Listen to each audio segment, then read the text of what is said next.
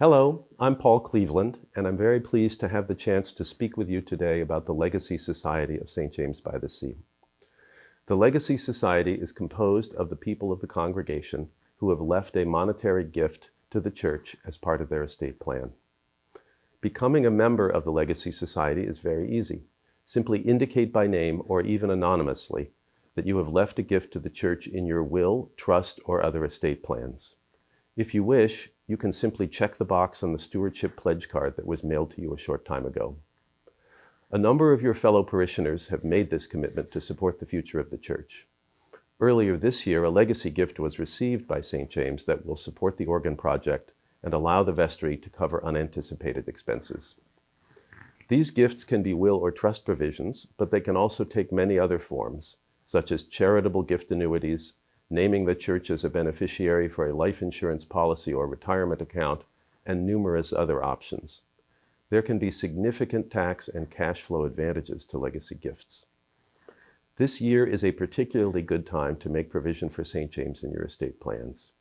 Because of the provisions of two major tax bills that became law earlier this year, the CARES Act and the Secure Act.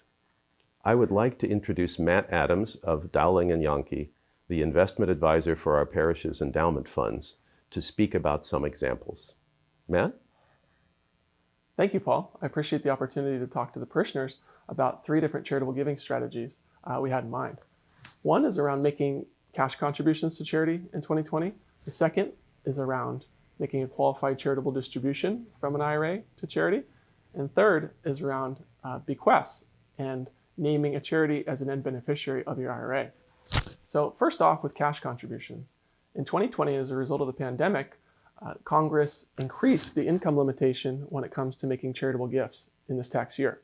So if your adjusted gross income was 100 grand, you can actually make deductible cash contributions to charity up to that amount. In the past, cash contributions were limited to 60% of AGI, and stock gifts are still limited to 30% of AGI. So cash gifts this tax year are very preferential. The second point I wanted to talk about was making a qualified charitable distribution from an IRA to charity. And as a result of the pandemic and the stock market plunge in March, Congress actually waived the required minimum distribution RMD requirements in 2020. So you do not have to take RMDs in this tax year. However, with the stock market's recovery we've seen over the past 6 months, people's asset values have recovered. And so many have decided to forego taking the RMD for themselves if they don't need that money for spending, and actually give that money directly via a QCD from an IRA directly to charity. So if you had a $25,000 IRA this tax year, consider giving part or all of that as a gift of a QCD from your IRA to St. James. It could be a great opportunity, and giving via an IRA to charity is actually the most tax efficient way to give. And lastly, when it comes to the Legacy Society and bequests, there has been some changes with the Secure Act this past year, which changed the stretch IRA provision, and actually has made IRA assets even more tax inefficient than ever before, and a great asset to leave to your end charities. So when you're considering looking at bequests, and you're considering giving brokerage assets or real estate or IRA assets, certainly consider traditional IRA assets for your giving. Consider potentially giving, as an example, 25% of the IRA or 50 or 100% of the IRA could be a gift to St. James as part of your estate plan.